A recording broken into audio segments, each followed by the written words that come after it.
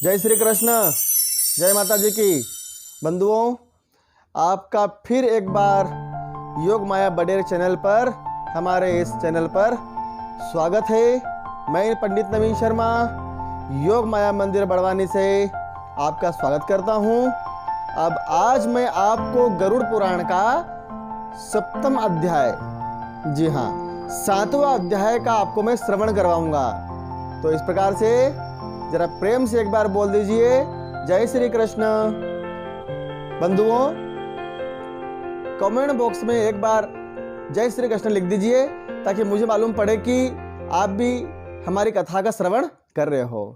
चलिए अब हम गरुड़ पुराण के 7वें अध्याय की तरफ चलते हैं। ओम श्री गणेशाय नमः। 7वां अध्याय प्रारंभ। इति सुत्वा गरुडः कंपितोस्तव पत्रवत् जनानामुपकारार्थ पुनः प्रपच्छ केशवम्। सूत जी ने कहा, ऐसा सुनकर पीपल के पत्ते की भांति वह कांपते हुए गरुड़ जी ने प्राणियों के उपकार के लिए पुनः भगवान विष्णु से पूछा।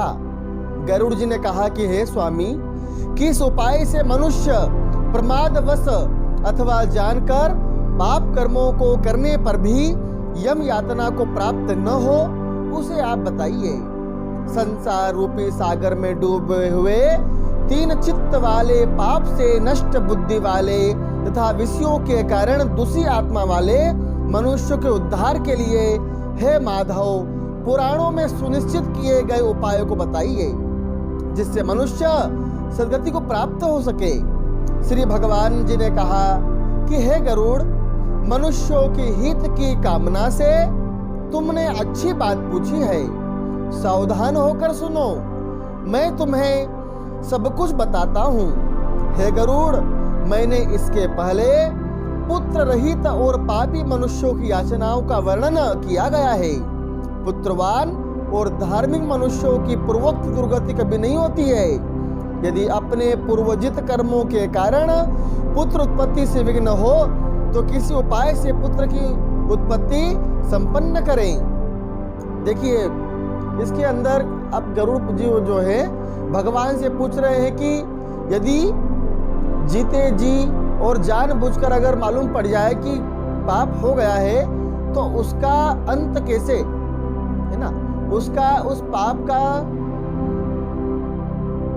खत्म कैसे होगा, पाप को जलाकर भस्म कैसे करे, ये बात अब भगवान से वह पूछ रहे हैं। तो भगवान जी बता रहे हैं कि हे गरुड़ जी, मनुष्यों के इसी प्रकार अपने पुत्र के द्वारा कर्म, यानी कि पुत्र जब सारे कर्म कर लेता है, कौन कौन से, 10 है, 11वां है, 12वां है, ये कर्म यदि वो पुत्र कर लेता है तो उससे पापों का संहार जरूर होता है, ये भगवान बता रहे हैं। तो अगर घर के अंदर पुत्र नहीं होता है तो पुत्र उत्पन्न करने का भगवान जी ने एक उपाय बताया है, तो वो जरा सुनिएगा।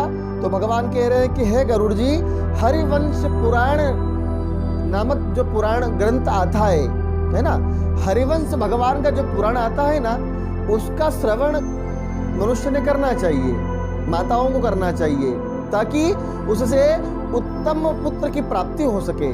जी हाँ, हरिवंश भगवान का पुराण सुनना चाहिए, उसमें कथा है।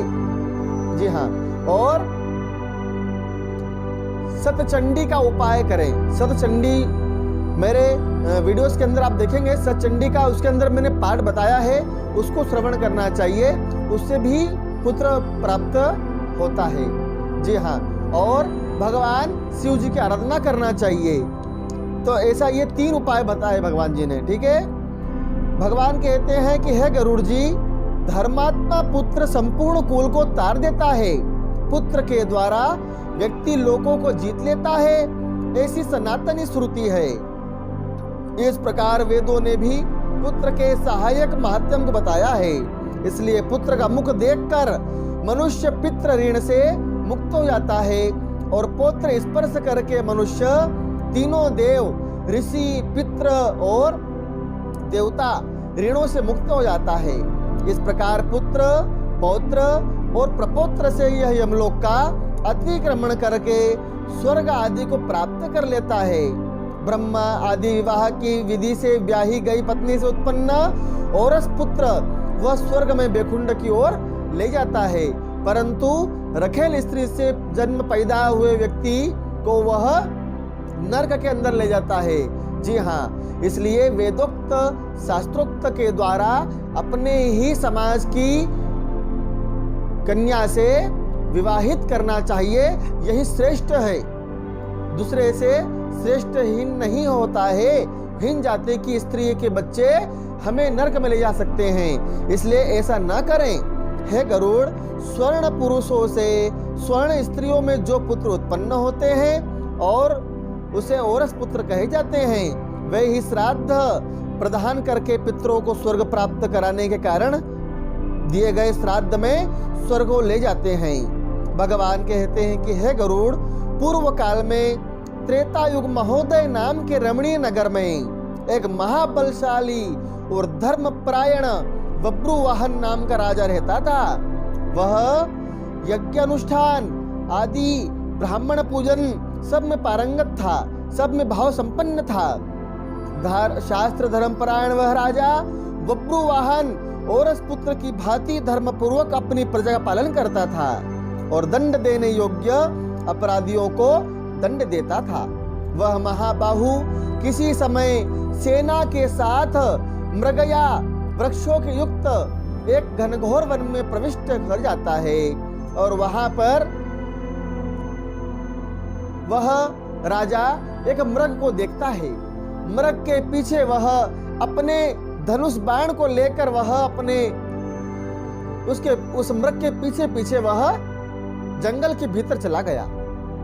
बंधुओं, वह मृग को तीर बांधकर, लक्ष्य बांधकर उसके ऊपर वह तीर छोड़ता है तो वह मृग बिंद तो गया परंतु मरा नहीं, और वह मृग उस तीर को भी लेकर कहीं छुप गया।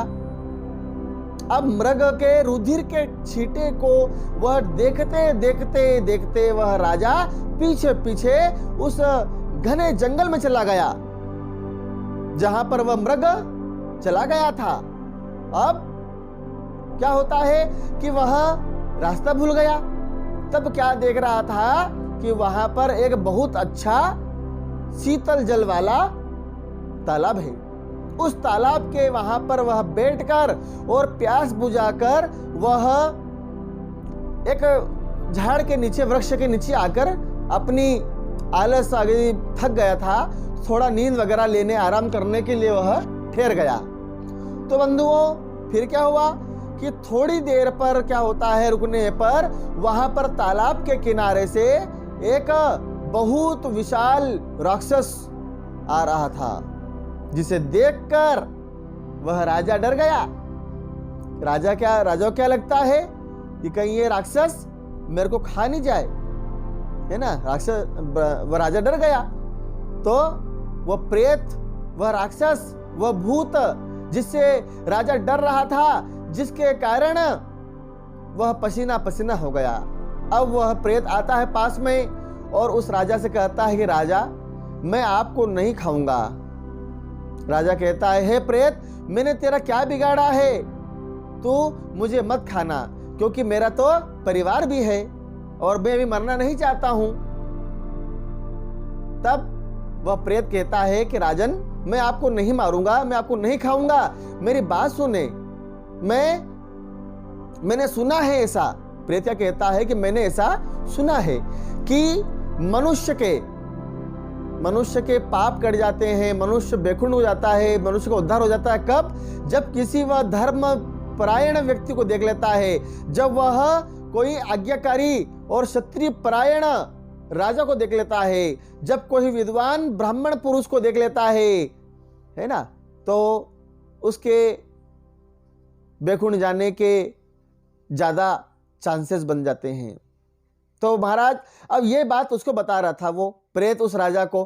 तो राजा कहता है कि हे प्रेत, ये तेरी गति कैसी हो गई है, मुझे तो अपने बारे में बता, और तू यहां इस घनघोर जंगल में अकेला कैसे? तब वह हाथ जोड़कर कहता है कि हे राजन, मैं क्या करूं। यहाँ पर आप देखिए किस प्रकार से मधुर शीतल जल है, यह जल मेरे कोई काम का नहीं है। यहाँ पर आप देख रहे हैं कितने अच्छे अच्छे मीठे खाद्यंत फल हैं, परंतु ये मेरे कोई काम के नहीं है। हे राजन, यथा विधि नारायण बलि आप यदि मेरी करेंगे तो अवश्य मेरा उद्धार हो जाएगा। इसलिए मैं आपसे प्रेतत्व को नष्ट करने वाली विष्णु पूजा कहूंगा। हे राजन, न्याय पार्जित 2 सुवर्ण 32 मासा भार का सोना लेकर उससे नारायण जी की एक मूर्ति बनवाएं, जिसे विविध पवित्र जलों से स्नान कराकर 2 पीले वस्त्रों से वेष्टित करते हुए सभी अलंकारों से विभूषित करते हुए अधिवासित करें।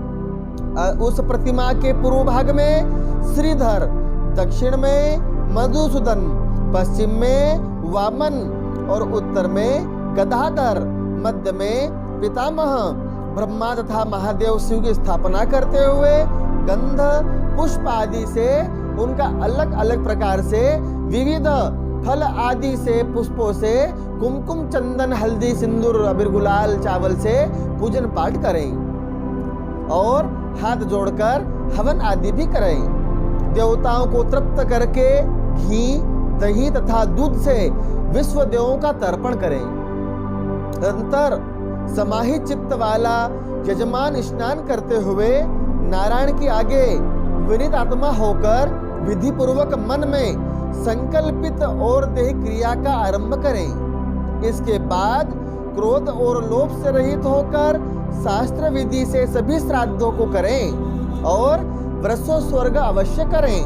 तदंतर ब्राह्मणों को 13 पद दान करें। फिर संज्ञा दान लेकर प्रेत के लिए घट का दान करें।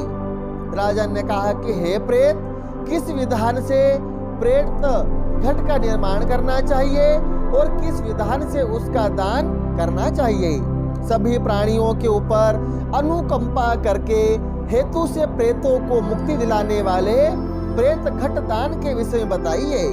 प्रेत ने कहा कि हे महाराज, आपने ठीक पूछा है। जिस सदृढ़ दान से प्रेत की तत्व आदि नहीं होता है वह मैं उसे आपको बताता हूं, तो आप ध्यान पूर्वक सुनिएगा।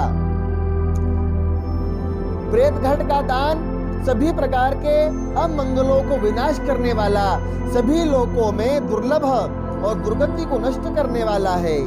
ब्रह्मा, शिव तथा विष्णु सहित लोकपालों से युक्त तपाए हुए सोने का एक घट बनाकर उसे दूध घी आदि से पूरा भरकर भक्ति पूर्वक प्रणाम करके ब्राह्मण को दान करें। इसके अतिरिक्त तुम्हें अन्य सैकड़ों दानों को देने की आवश्यकता नहीं पड़ेगी।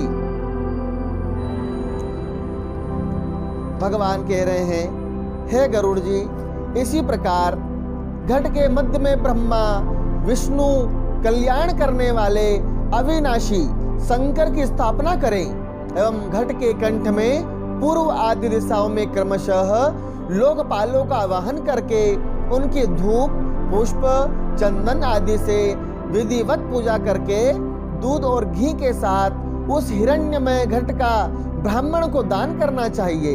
हे राजन, प्रेत की निवृत्ति के लिए सभी दानों में श्रेष्ठ और महापातकों का नाश करने वाले इस दान को श्रद्धा पूर्वक करना चाहिए। श्री भगवान कहते हैं कि हे गरुड़, प्रेत के साथ इस प्रकार की बातचीत हो रही थी तो उसी समय हाथी घोड़े वहां पर पीछे से राजा की सेना आ जाती है ना। और सेना के आने के बाद राजा को महामणि देकर उन्हें प्रणाम करते हुए पुनः अपने उद्धार के लिए और देह क्रिया करने की प्रार्थना करते हुए प्रेत अदृश्य हो गया। हे पक्षींद्र, उस वन में निकलकर राजा भी अपने नगर को चला गया और अपने नगर में पहुंचकर प्रेत के द्वारा बताए हुए वचनों के अनुसार उसने विधि विधान से और देह क्रिया का अनुष्ठान किया। उसके पुण्य प्रदान से मुक्त होकर प्रेत स्वर्ग लोक को चला गया। तो इसी प्रकार से आज हम यह 7वां अध्याय समाप्त करते हैं। बोलिए श्री गरुड़ पुराण भगवान की जय, वैकुंठ धाम की जय।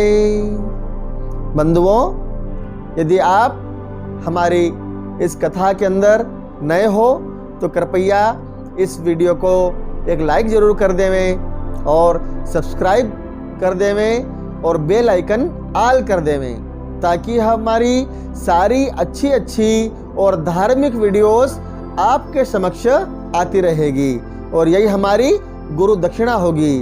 अब आज के लिए बस इतना ही। कल मैं आपको 8वां अध्याय श्रवण करवाऊंगा। ठीक है बंधुओं, अब अगले वीडियो में फिर अपन मिलते हैं। तब तक के लिए जय श्री कृष्ण, जय माता जी की।